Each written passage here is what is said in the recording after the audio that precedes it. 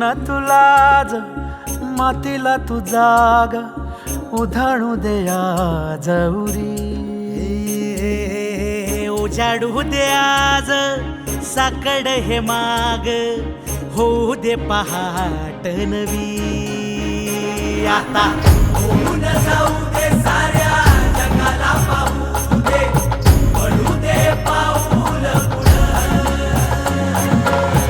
जरी काट पाया खाली लाख येळा येऊ दे पडू दे पाऊल पुढं.